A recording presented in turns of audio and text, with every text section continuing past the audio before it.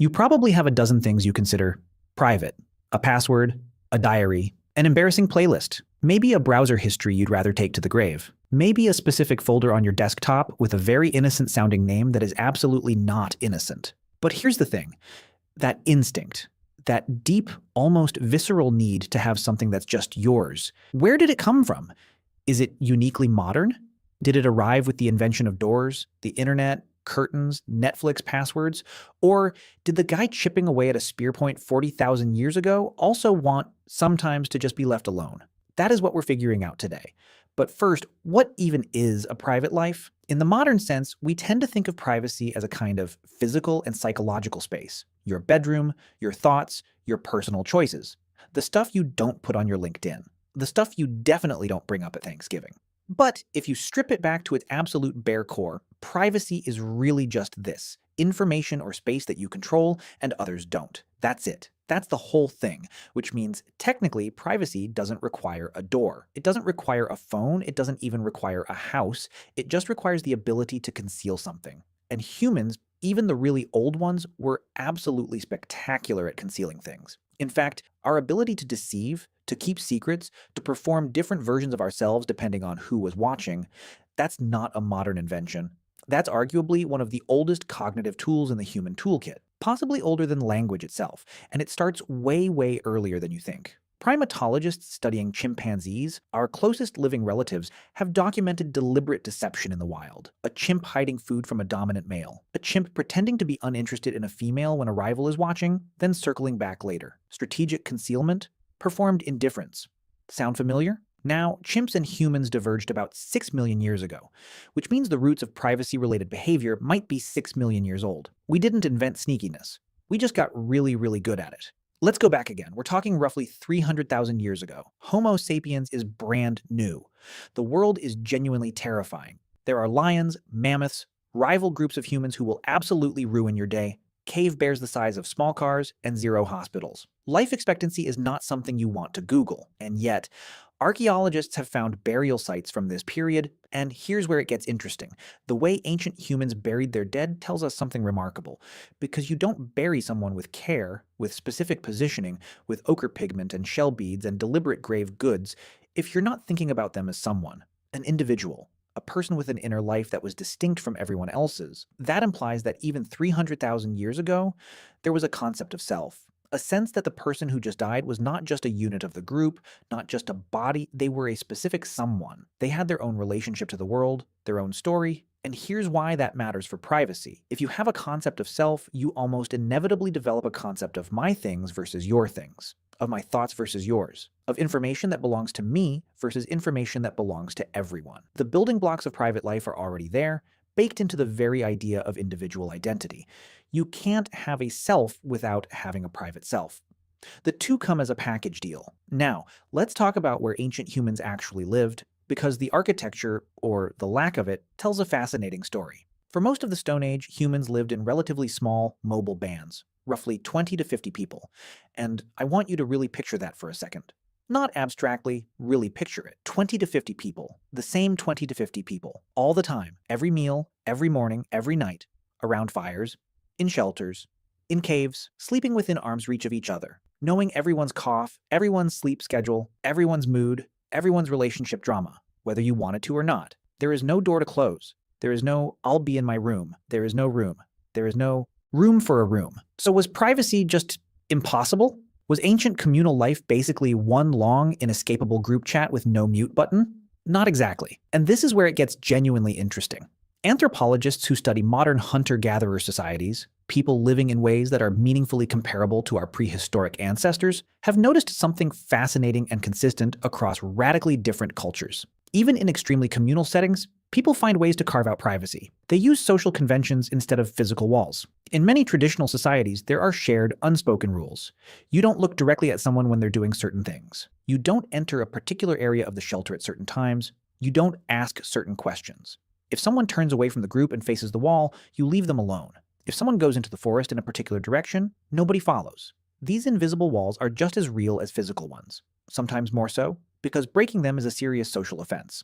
More serious, arguably, than knocking on a door, because you know what you're doing. There's no I didn't realize when the rules live in the culture. Privacy, it turns out, doesn't need architecture. It needs agreement, and ancient humans were perfectly capable of making and keeping agreements.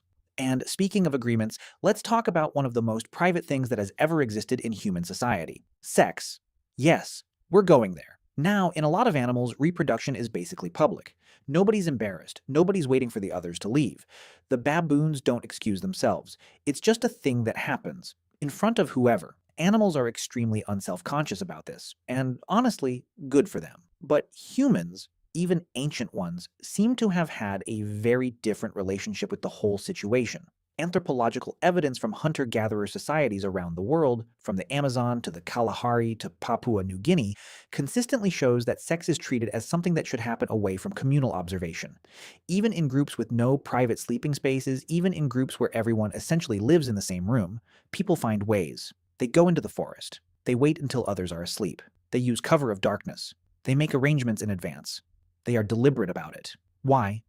Because sex in humans is deeply entangled with pair bonding, jealousy, status, alliance building, and social politics in a way it simply isn't for most animals. The moment sex becomes political, and in human societies, it almost always is, almost immediately, it becomes something that needs to be hidden, managed, controlled. Information about who's sleeping with whom is power, and power is something people protect. So yes, our prehistoric ancestors were sneaking off into the bushes 40,000 years ago. They were doing exactly what you think they were doing, and they absolutely did not want anyone to see because the social consequences of being seen were very real and very immediate. Some things are eternal. Some things are simply human. This is one of them. But let's go beyond the physical. Let's talk about the inner life, because this is where it gets really fascinating and a little bit philosophical. Did ancient humans have private thoughts? Obviously, in a basic sense, yes. Everyone has thoughts no one else can access. Your skull is the ultimate private space. But what I mean is something more specific. Did they have a rich, self-reflective inner world? Did they lie awake after everyone else fell asleep and think about things they'd never say out loud? Did they have opinions they kept to themselves? Feelings they performed over, covered with a smile, buried under the correct social response? The honest answer is we don't know with certainty. You can't excavate a thought. Consciousness doesn't fossilize. But we have clues. Really good ones. One of the most powerful clues is art, specifically cave art. The famous paintings at Lascaux in France, at Altamira in Spain, at Chauvet, these date back 17,000 to 36,000 years. Horses, bison, aurochs, handprints, geometric shapes, half-human figures. Extraordinary images, executed with real skill and care. And here's what's remarkable about a lot of them. They're deep inside the caves, not at the entrance. Not in a public area near the fire where people gathered. Deep inside, in chambers that would have required torches, required real effort, required deliberate navigation through narrow passages and absolute darkness to reach. Why would you paint something in a place almost no one would ever see? One leading theory, and it's a compelling one, is that these weren't public murals. They weren't announcements or propaganda or decoration for the communal living room. They were private acts, maybe ritual, maybe spiritual, maybe something like prayer, maybe something like journaling, but not intended for mass consumption. In which case, you have people 30,000 years ago making something that was, in essence, for themselves, or for some private, intimate interaction with forces they believed in and didn't necessarily talk about openly. That's an inner life. That's privacy of a profound and almost moving kind. There's also the question of personal objects. And this might seem like a small detail, but bear with me because it's actually enormous. Archaeologists have found repeatedly and across multiple continents that ancient humans kept personal items, things that had no obvious functional use. A particular stone, shaped or colored in a specific way, carried for hundreds of miles from where it was found. A piece of ochre carved with careful geometric patterns that served no practical survival purpose. Perforated shells strung as jewelry, feathers, unusual fossils. These are not hunting tools. These are not food. These are identity objects. Things that say, without words, I am a specific person. I find this beautiful or meaningful. This thing is mine. And that's privacy in one of its most essential forms. The idea that you have something that belongs to you and not to the group. That your selfhood extends beyond your body into objects. That you have, in some meaningful sense, belongings. Things that belong to you as a distinct individual, which also means And here's a fun implication that historians don't talk about enough, that ancient humans almost certainly had theft, because you cannot have personal belongings without the possibility of someone taking them. You cannot have mine without the risk of someone disagreeing. And if you have theft, you have hiding places, secrets about where you store valuables, concealment strategies. And secrets about where you hide things is just another layer of private life, folded quietly inside the first one. It really does go all the way down. Now let's talk about something that doesn't get discussed enough when people talk about ancient life: emotional privacy, the managed interior. Across cultures, ancient and modern, isolated and interconnected, there's a remarkably consistent pattern.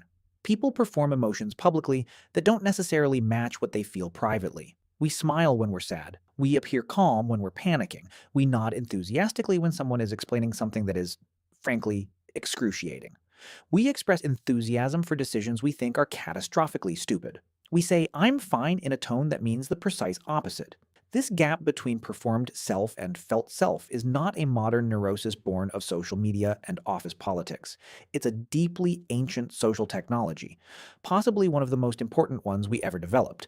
Because in a small group, the kind of small, tight, interconnected group that humans lived in for hundreds of thousands of years, managing how others perceive you is not just a social nicety. It's a survival skill, literally. If the group thinks you're weak or frightened, you get fewer resources and less respect. If the group thinks you're dangerous or unstable, they might exile you. And exile in the Paleolithic was essentially a death sentence. If the group thinks you're a bad mate or an unreliable ally, the social and reproductive consequences are immediate. In that context, your emotional interior is something you actively protect, something you manage, something you carefully, strategically keep, to a significant degree, private. Anthropologists call this impression management, and it's one of the most fundamental features of human social life across all known cultures, and it requires at its absolute core the ability to maintain a private self that is distinct from your public self, an interior that the exterior doesn't fully reveal. Which means ancient humans weren't just performing for their group, they were aware they were performing. They were making deliberate choices about what to show and what to hide. That self-awareness, that gap between the felt and the performed, that's not just social behavior. That is, by any reasonable definition, a private life. Let's jump forward a bit, to around 10,000 years ago. The Neolithic Revolution. Humans start farming. Settlements become permanent. Population density increases. And with farming comes something that changes the texture of privacy forever: architecture with intent. Permanent settlements appear, and almost immediately you start to see something interesting in the archaeological record: rooms. Separate spaces within dwellings, areas that seem functionally differentiated. Sleeping separated from cooking, cooking separated from storage, storage separated from the spaces where guests might enter. The physical world starts to mirror the social world, with its layers and its zones, and its access restrictions. One of the most famous early examples is Çatalhöyük, a Neolithic settlement in what is now Turkey, dating to around 7,500 BCE. It's one of the world's oldest known proto-cities, home to thousands of people at its peak. And archaeologists have noticed something immediately striking about it. The houses have no exterior doors. None. You enter through a hole in the roof. You literally climb down a ladder into the house. Every home is sealed from the street level. Now, scholars debate the exact reasons: defense, climate, symbolic meaning. But functionally, regardless of intent, what this creates is an extremely private domestic space. Your home is literally inaccessible from the ground. To enter uninvited, someone has to descend through your ceiling. That is not an accident of engineering. That is a society that has developed a very specific and rather fierce idea of the home as a private, protected space. 9,500 years ago, before writing, before cities as we recognize them, before almost everything we consider civilization, already the idea that your home is yours and entry requires permission. And then there are the really compelling parts of ancient private life: actual documented secrets, conspiracies, grievances, things people deliberately hid. Because once you have complex social organization, and it appears shockingly early, you get all the behaviors that come with it. Alliances built in private, information withheld strategically, deceptions maintained carefully over time, gossip about private matters that other people were actively trying to conceal. The ancient Mesopotamians left us thousands of clay tablets, the world's first written records. And a significant chunk of them are personal letters, private business communications, intimate exchanges between individuals. And those letters contain things that are immediately and almost comically recognizable. Complaints about unreliable family members. Business deals made quietly, behind other people's backs. Relationship tension. Money problems.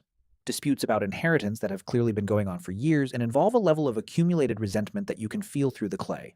In other words, private life. Documented on clay tablets, 5,000 years ago. One of the oldest letters ever found, a Mesopotamian clay tablet from roughly 1750 BCE, is effectively someone furiously complaining to a merchant who sold them substandard copper ingots.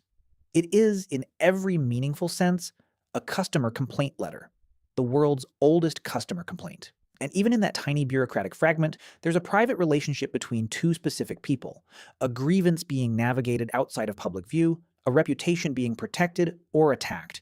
They were just like us. The medium was different. The stakes were different. The cuneiform was probably harder to type, but the basic social texture, people managing information, protecting their interests, concealing things from some while revealing them to others, was structurally identical to what we do every day. Ancient Egypt adds another layer. A civilization famously obsessed with death, monuments, the afterlife, and making everything as enormous and public and eternal as possible.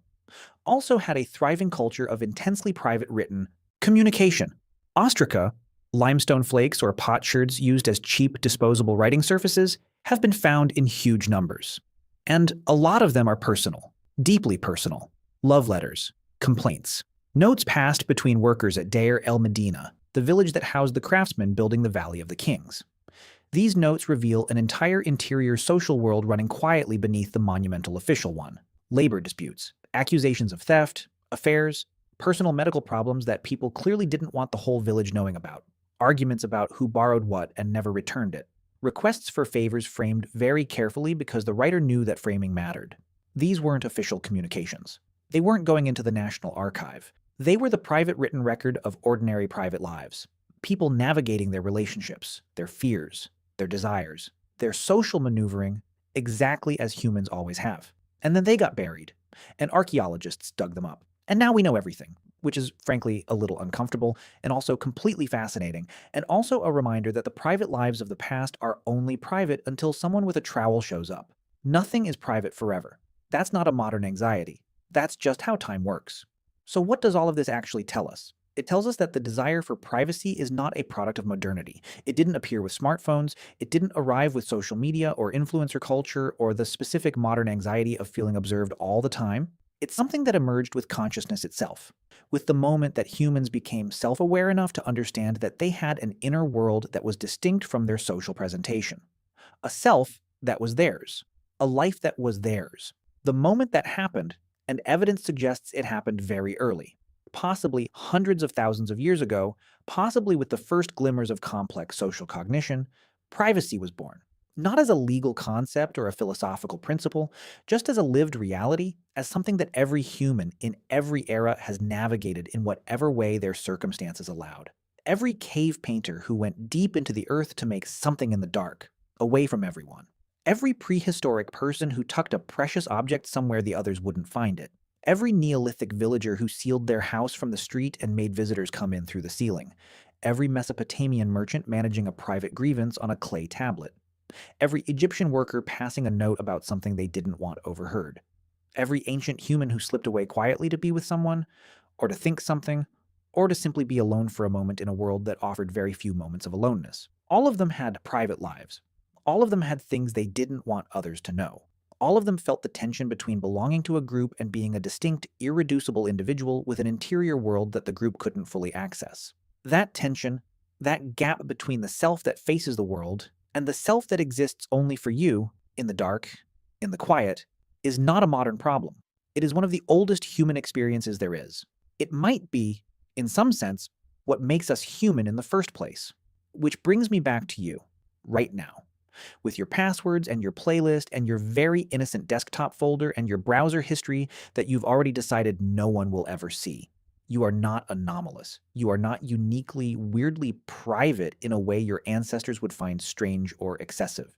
You are the latest version of something that has been going on for a very, very long time. A species that learned, almost as soon as it became a species, that some things are yours. Some spaces are yours. Some thoughts are yours. Some feelings are yours alone to carry, or to share only with people you choose, or to take with you quietly when you go. Privacy is not a feature of civilization. It's not something we invented with locks or laws or data protection regulations. It's a feature of being human. Fully, irreducibly, stubbornly human. And apparently we've been guarding it since before we even had words for it.